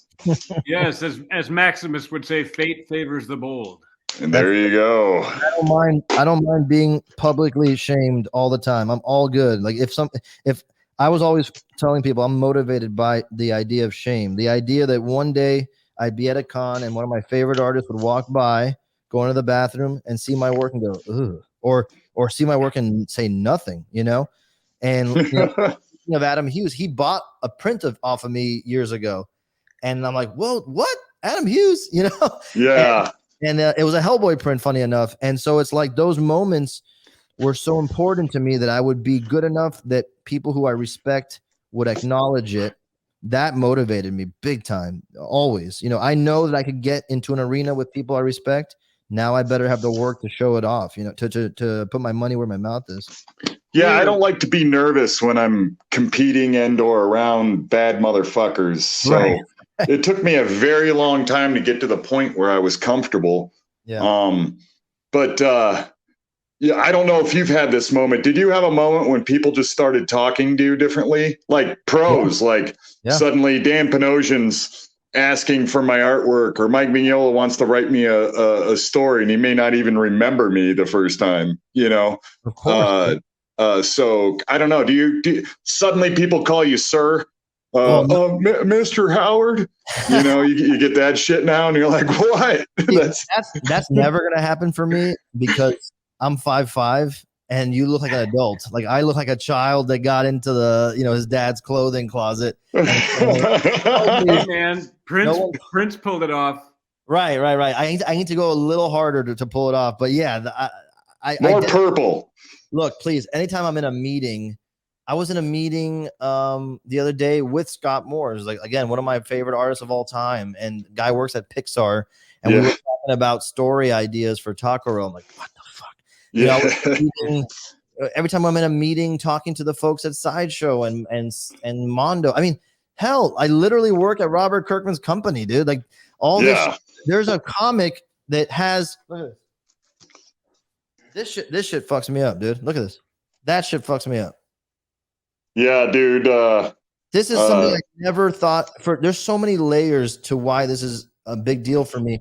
And it's not the least of which is that I remember picking up Invincible working in a comic book shop and thinking they've perfected the superhero story. We're good. We don't have to go anywhere from here, guys. And then like, look at this. Like, look at this shit fucks me up. I'm not ever going to get used to seeing this. Yeah, you're right by Russ, who's one of the greatest fucking letterers ever. Bill can sling ink. Ryan, we're all buddies with Ryan. He's a fucking slayer. And then, of course, Kirkman. I met Kirkman at that same first Comic-Con. He was there with Moore selling, pitching, what was it? Battle Pope. Battle Pope, yeah. Oh, shit, I love that book. And I just always was impressed by, here's a guy willing to take a chance on himself. Yeah, yeah. And Rob used to ask me, I said no too many times, but to work with him, and I always wonder if I should have. Well, you should reach out again. Yeah, well, who knows, right? Small world. Yeah, working on another book, but he's always been unbelievably nice to me when he didn't have. He was a fan of the Cape and everything, I think. Cool.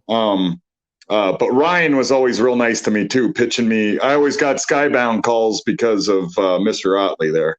Yeah, well, Ryan to me is probably one of the best in the biz doing it. You know, like best superhero artist I think on earth. I think so, 100%. And yeah, him doing Spider-Man is crazy. It's but yeah, like that's that was Led Zeppelin, man. Yeah. You know, did you guys see his Mignola inks? Mignola was doing all of the COVID sketches. Oh. Yeah, I tried to buy one of those, but I did too. You don't have a wheelbarrow full of money. Well, I was willing to spend $1,000, and I got outbid, and I was like, I'm out. I wanted that Ultraman so bad. Oh. And I figured no one's gonna want Ultraman. No one gives a shit about Ultraman, and he doesn't even give a shit about Ultraman. He said it in the comments, but I'm like, that was such a perfect drawing because that felt like he had just been assigned the Ultraman comic book, and he figured out how to do Ultraman in the Mignola style. Like it wasn't just him drawing a character. He nailed Peter, Mignola can only draw in the Mignola style. I figured that out because he posted he had gone to like a life drawing class. Yeah. Like when you go to a life drawing class, if everybody there is more or less a pretty good artist, all of the life drawings look the same. It's charcoal. It looks like a human figure. The shadows are in the right place. When Mignola does a life drawing, it looks like a fucking Mignola comic book. Yeah, it's still a melty, beautiful, real person. Sorry to talk over you, JC. That's the real artists. I think that's what separates them, is because they can make anything theirs. Their language of art is so strong and so profound. You can put horse shit in it, and it's gonna. Not that Powerpuff Girls are horse shit, but like, look at his Powerpuff Girls drawing. Right.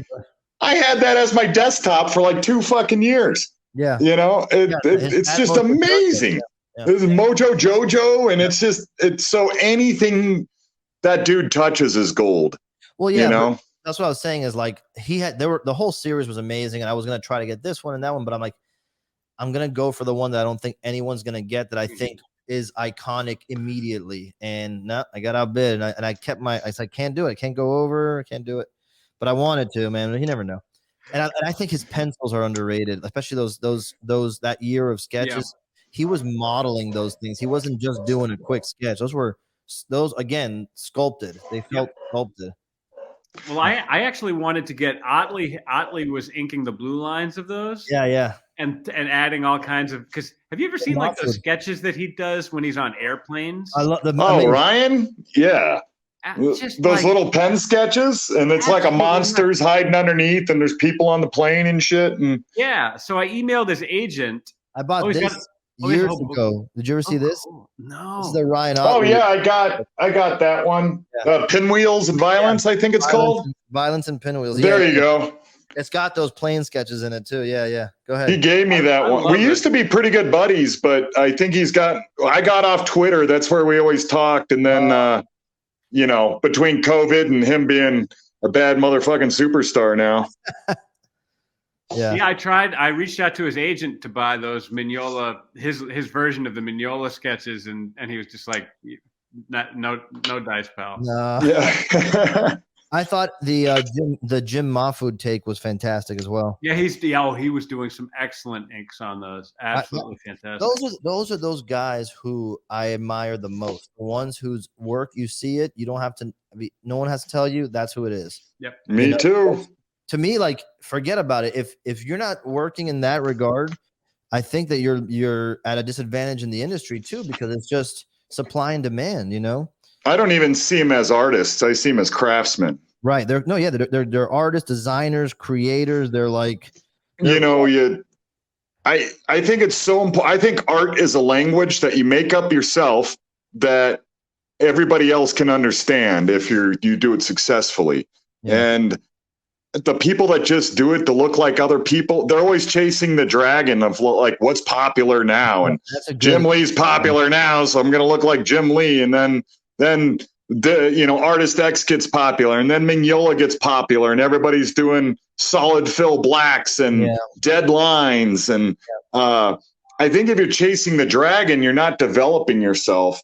I always saw it as kind of masturbation. You're just kind of pleasing yourself, and it's not getting you anywhere.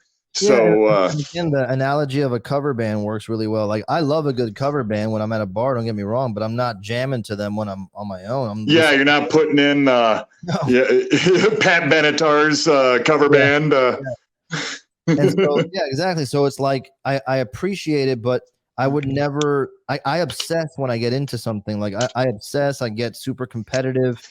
I want to be the first guy you notice when you walk into the convention, and the last one you're thinking about.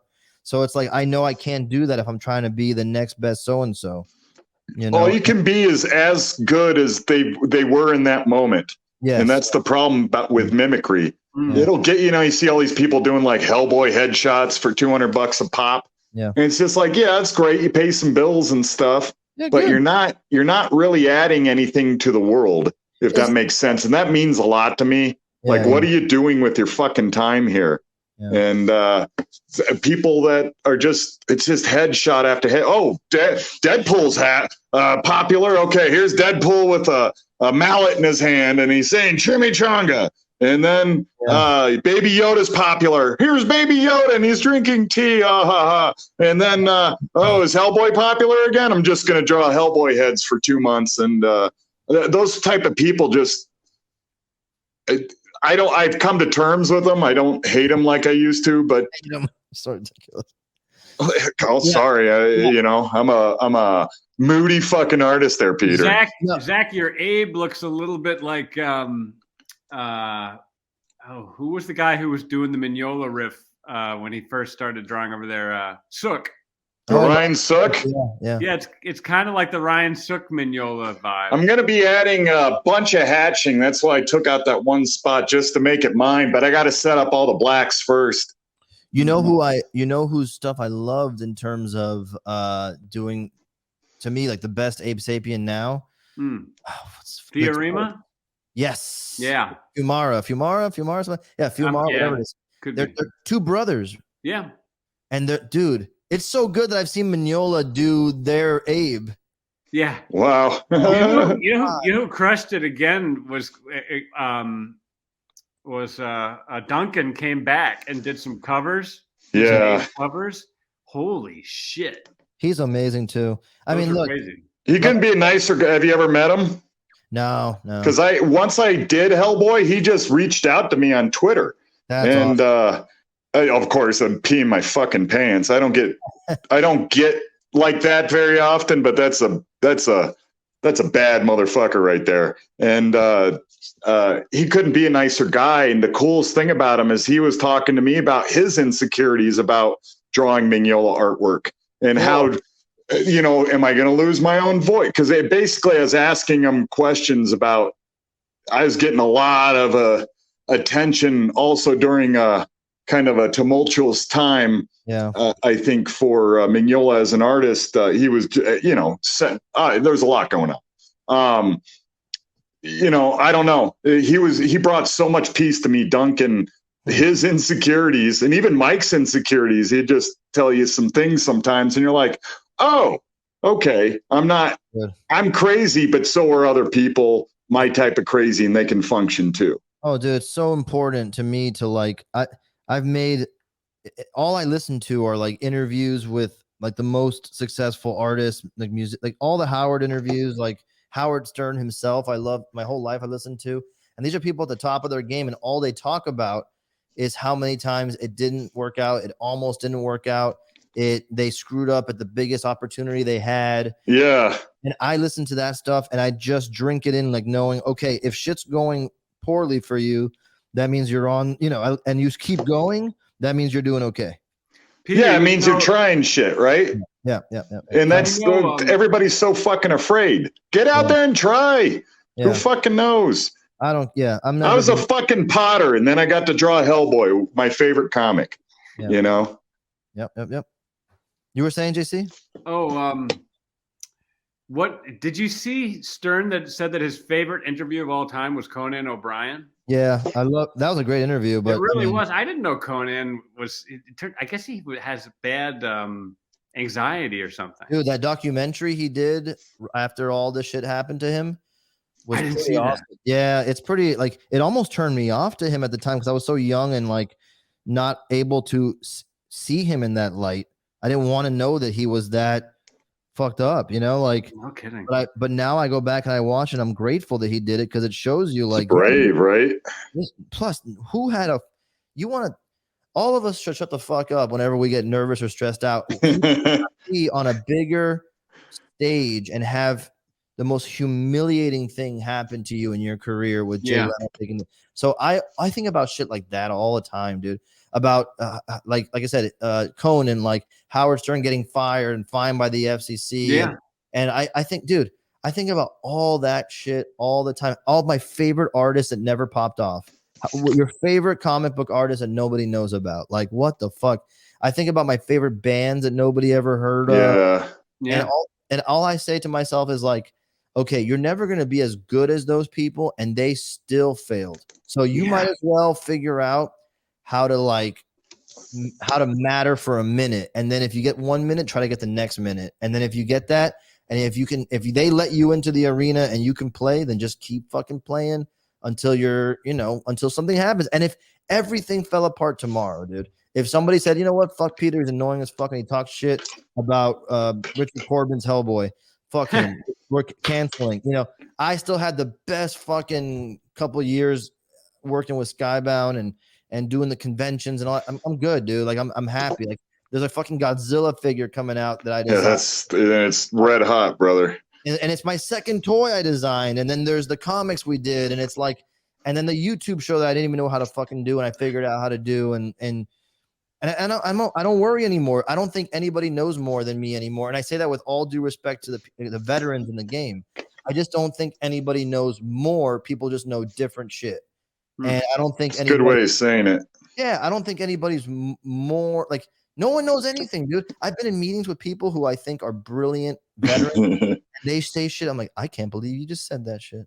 Yeah, inside, you know, or I've seen people who I think are at the top of their game act poorly in public, and it's not intentional. They're just socially terrible. And I go, oh wow, I guess my competition isn't as thick as I thought it was. I just gotta keep showing up every time. You know, I don't worry anymore, man. I just too much good shit has happened to me who I don't think is any more deserving than anybody else. And I really think it's a simulation at this point.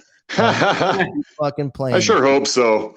Oh, I can't wait till we plug out and we got done with. I got so much more to do yet. I gotta be a Jawa on the Mandalorian. It's one of my goals.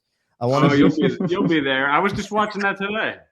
I gotta be a droid of one of those fucking small ass aliens in the cantina.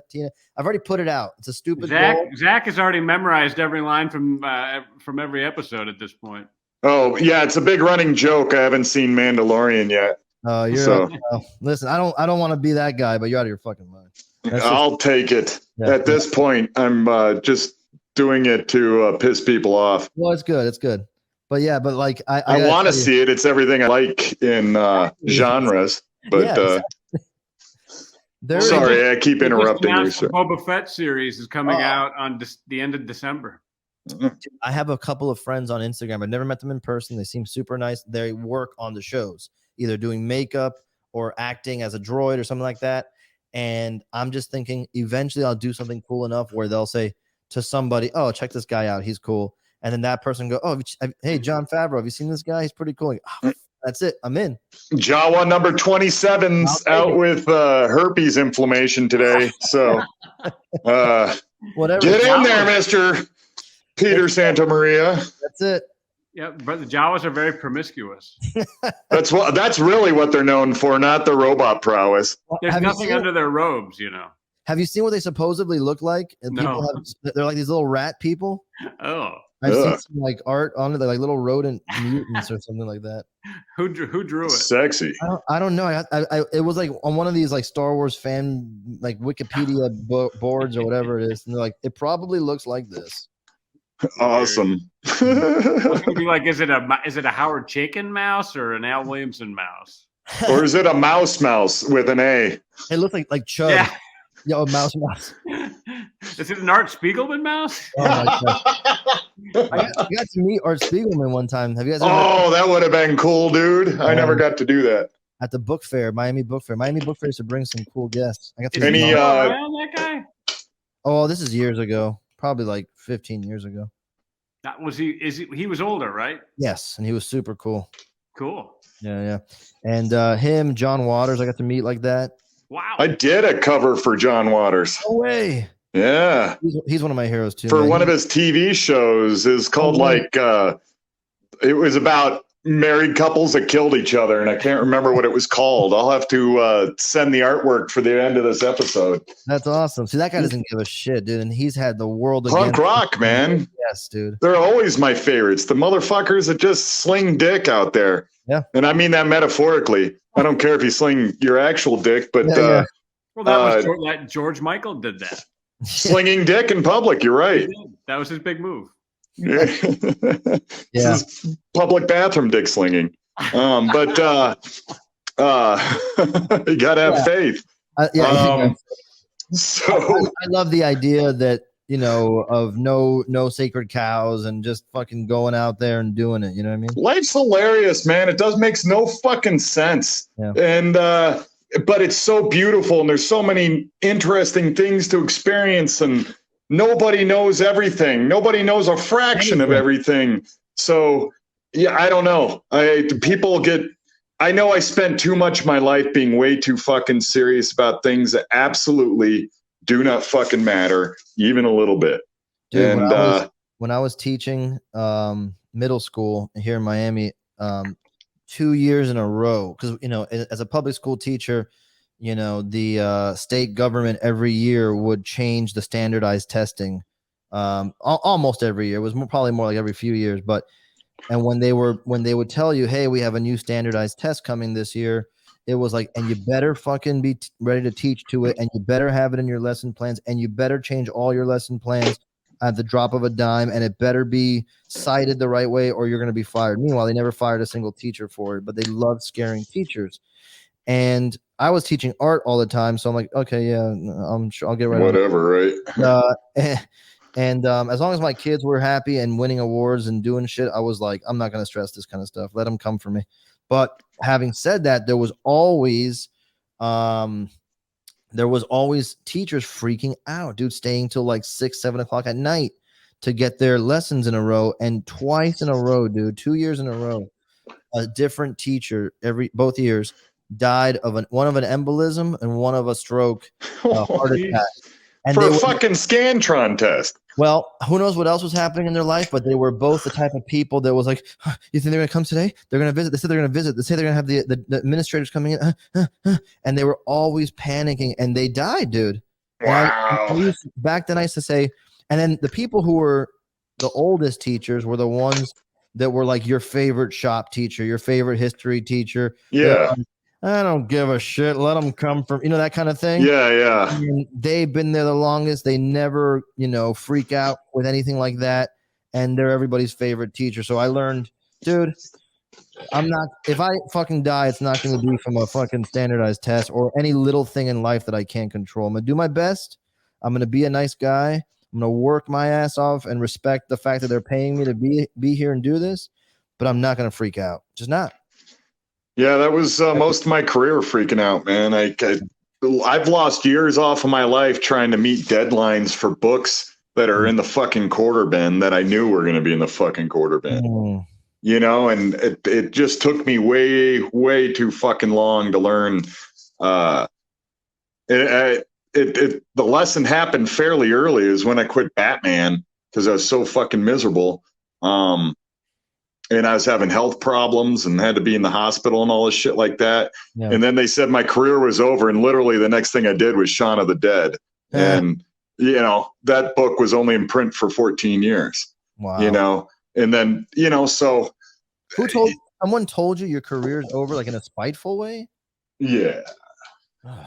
And I can't with that. Like those are the things that I would probably like bump into that person that can't say, hey, how's it going? That dude is like working last time. He called me back up and he was an editor at Dynamite then. No hate on Dynamite, but Yeah. you know, he was the editor of Batman. So, you know, you reap what you sow.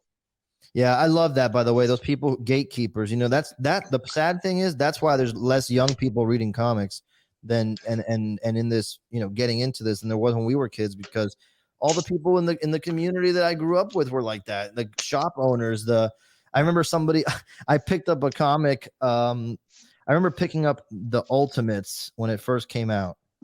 And I was young and I didn't like read every comic growing up.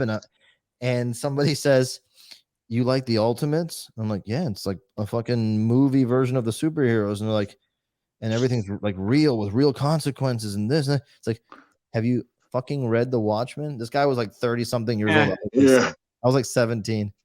I'm like, never read it. No, is it good? He's like, if you have when he wakes up, he tells you. Yeah. If I have to tell you that, then maybe you shouldn't read it. Like that kind of attitude. I'm like, oh, okay, what dude. a twat. But there was it's a joy to give people like their experience in art, isn't it? Yeah, but also just those that's like a nasty thing. It's in all industries. It's not fair to say it's especially in this one. I'd say entertainment industry, especially though. Yeah. Because it's so ego based. Yeah. I think it's very common for people to be dismissive of other people's existence.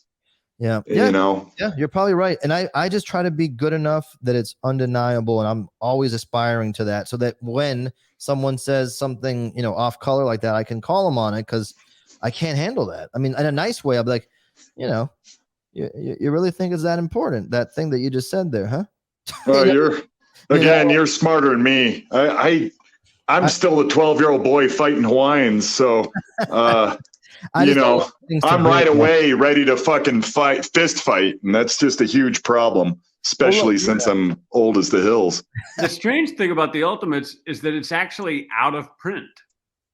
Oh, is it? And I agree with you. I loved the Ultimates too. I thought it was fantastic. But Marvel, it's out of print. If you go on Amazon to buy, you have to buy an old copy. I mean, from 10 years ago. They haven't.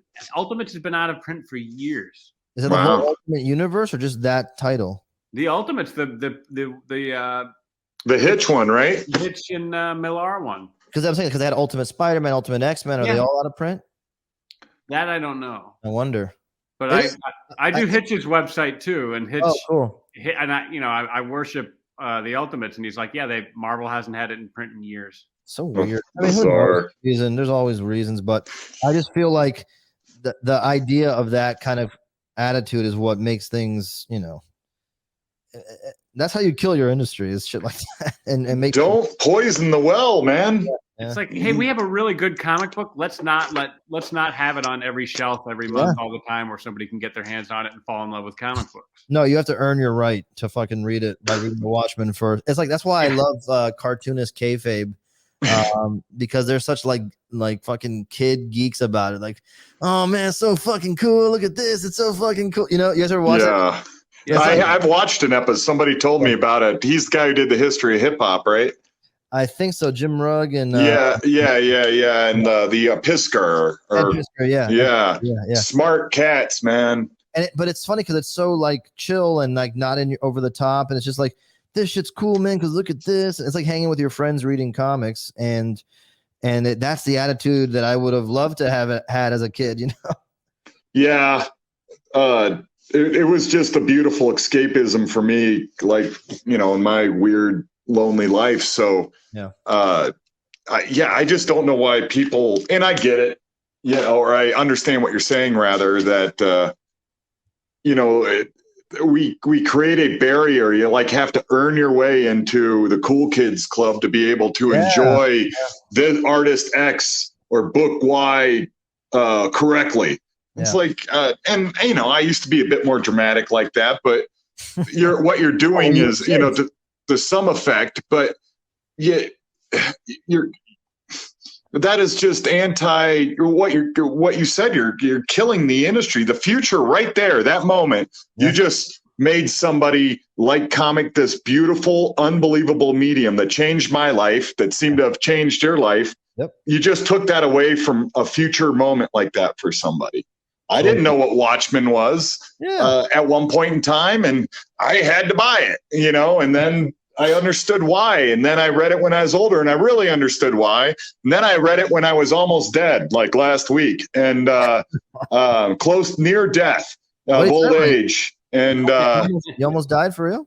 No, I'm just old as the hills, and we could go at any time, right, JC? We've been working on our time profiles. When you turn 50, you can join this dating site called Our Time. Really? We're gonna crush. We're gonna move to Miami, get some tennis rackets that we never use. Yep. Let me tell you, white guys are popular down here. Let me tell you, they're in shorter and shorter supply, especially if you're tall. Yeah, and just lay waste to the nursing home community, you know? Oh, yeah, right. You wish. Miami's got the hottest chicks, dude.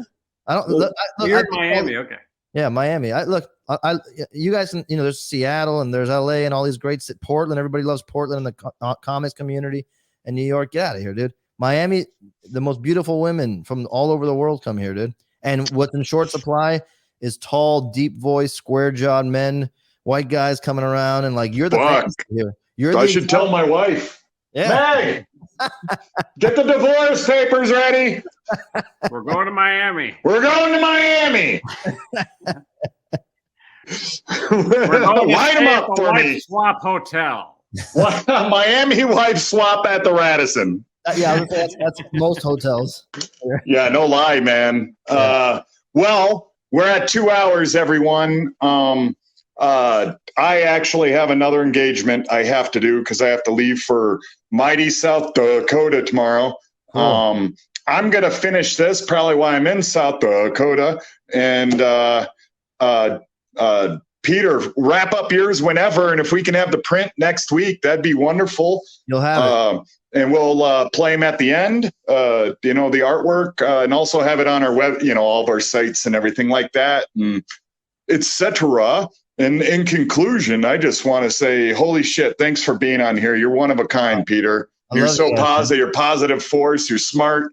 Love anytime you post something and it's a success, there's countless ones now, year after year. It just brings me nothing but joy to see it, dude. Thank you, man, because your DNA is in all of it. And I couldn't be more grateful. Like I said during our talk, you know, so many sleepless nights trying to figure things out, looking at your artwork and go, well, how did he do this? How did he do that? And looking at the actual original pages and seeing how the brush moved here and how the mark moved there. So thank you for being so, you know, gracious and having me on and for getting back to me when I reached out to you online a couple of years ago. It really made, like I said, I said, this mental illness of having to close circles and finding poetry and things, and you allowed that to happen. So I appreciate it, and I love you for it, buddy.